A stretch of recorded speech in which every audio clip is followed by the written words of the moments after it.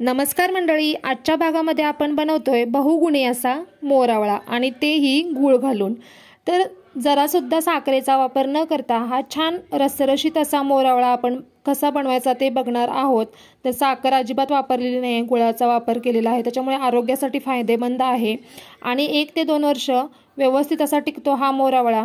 आता थंडीच्या दिवसामध्ये आपल्या आरोग्याच्या तक्रारी भरपूर वाढतात आणि तुम्हाला जर केसांचं त्वचेचं आरोग्य तुमचं छान ठेवायचं असेल तर या मोरावळ्याचा समावेश तुम्ही तुमच्या आहारामध्ये नक्कीच करू शकता। चला तर मग वेळ न लावता हा मोरावळा कसा बनवायचा ते पाहूयात।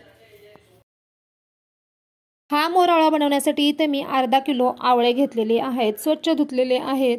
तर हे अर्धा किलो आवळे मी घेतलेले आहेत। आता आपल्याला ह्या आवळ्यांना स्टीम करून घ्यायचं आहे। तर स्टीमरमध्ये स्टीम करू शकता किंवा अशा प्रकारे जाळीमध्ये सुद्धा तुम्ही स्टीम करू शकता किंवा चाळणीमध्ये सुद्धा ठेवून स्टीम करू शकता। इथं मी पुरणाची जाळी घेतलेली आहे, त्याच्यामध्ये हे पूर्ण अर्धा किलो आवळे ठेवलेले आहेत आणि ह्याला आता आपल्याला स्टीम करून घ्यायचं। तर झाकण ठेवून एक 8 ते 10 मिनिटच फक्त आपल्याला स्टीम करून घ्यायचं आहे, पूर्ण उकडून घ्यायचं नाहीये, फक्त 8 ते 10 मिनिटं वाफवून घ्यायचं आहे। 8 ते 10 मिनिटं झालेले आहेत। मी आवळे व्यवस्थित स्टीम करून घेतलेले आहेत, पूर्ण उकडलेले नाहीत। आवळे पूर्ण उकडले तर फुटतात, आपल्याला माहीतच आहे। तर चाकूने चेक करून दाखवते, एक 50% आवळे शिजलेले आहेत।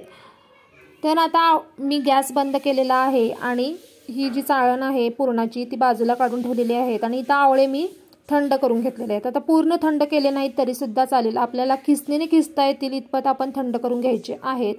इथं मी हे आवळे खिसण्यासाठी बारीक किसणीचा वापर करते, तुम्हाला जर मोठ्या किसणीने खिसवायचे असतील तर ते सुद्धा चालेल। तर आता आवळे पूर्ण न शिजवण्याचं कारण हे होतं की आपण जेव्हा आवळ्याचा खीस करणार आहोत, आपण जर पूर्ण आवळे उकडले असते तर त्याच्या पूर्ण भेगा सेपरेट झाल्या असत्या आणि ते आपल्याला खिसवायला अवघड गेलं असतं। त्याच्यामुळे आवळे पूर्ण शिजवायचे नाहीत, फक्त 50% आवळे शिजवायचे आहेत।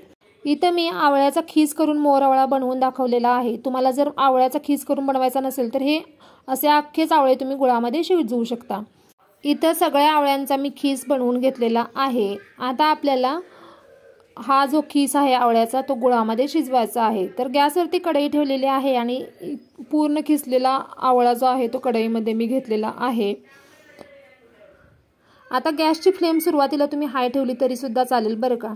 आता आपण हा आवळा साखर टाकून अजिबात बनवणार नाही आहोत, तर आपण हा मोर आवळा बनवण्यासाठी गुळाचा वापर करणार आहोत। तर अर्धा किलो आवळ्याच्या खिसासाठी मी अर्धा किलो गूळ वापरले, म्हणजे अर्धा किलो आवळे घेतलेले त्याचा हा किस आहे आणि त्याच्यासाठी मी इथं अर्धा किलो गूळ वापरलेला आहे। आता गूळ टाकून आवळा व्यवस्थित परतून घ्यायचा, गॅसची फ्लेम हाय ठेवायची आणि आवळा सतत हलवून घ्यायचा, म्हणजे गूळ पटकन काय होतं विरघळलं जातं। अशा प्रकारे सतत हलवून आपल्याला हे गूळ पूर्ण ह्याच्यामध्ये वितळून घ्यायचं आहे खिसामध्ये।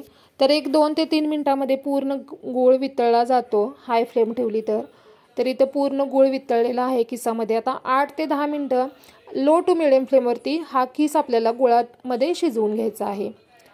तर मध्ये मध्ये हलवत राहा आणि शक्यतो जाड तळाची कढई किंवा भांडं तुम्ही घ्या, म्हणजे गूळ वगैरे हाय फ्लेमवरती तळाला चिकटणार नाही। तर एक 10 ते 12 मिनिटं झालेली आहेत आणि मी आवळा जो होता खीस आवळ्याचा तो व्यवस्थित असा गुळामध्ये शिजवून घेतलेला आहे आणि पाहू शकता थिकनेससुद्धा आवळ्याच्या खिसाची तुम्हाला दिसतच असेल। आता याच्यामध्ये आपल्याला टाकायचे आहे 7 ते 8 मी वेलदोडे खलबत्त्यामध्ये थोडे जाडसर वाटून घेतलेले आहेत। त्याच्यानंतर 7 ते 8 काळी मिरी ती सुद्धा जाडसर वाटून घेतलेली आहे। 6 ते 7 लवंग आणि 2 दालचिनीचे तुकडे। आता काळी मिरी आणि वेलदोडे मी अगदी बारीक पावडर केलेली नाही आहे, थोडं जाडसर वाटूनच टाकलेलं आहे। तर चटपटीत असा आपल्याला मोरावळा बनवायचा आहे, त्याच्यामुळे मी काळी मिरी लवंग वगैरे सुद्धा टाकलेले आहे, त्याचा फ्लेवर खूप छान येतो मोरावळ्यामध्ये। तर हे सर्व टाकून आणखीन एक 2 मिनिटं आपल्याला लो टू मिडियम फ्लेमवरती हा मोरावळा परतून घ्यायचा आहे।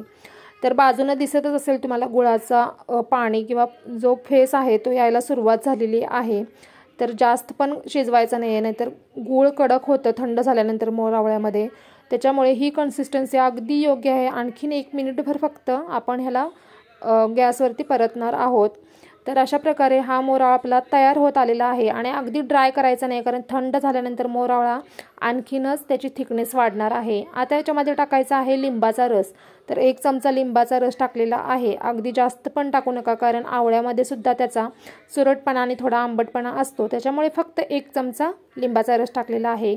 गॅसची फ्लेम बंद केलेली आहे आणि आता आपण ह्याला थंड करून नंतर मग काचेच्या बरणीत भरून ठेवणार आहोत। तर थंड झाल्यानंतर याची थिकनेस अजूनच वाढणार आहे. आणि पाहू शकताय हा मोर आवळा मी रात्री बनवलेला आणि सकाळी बाउलमध्ये काढून घेतलेला आहे.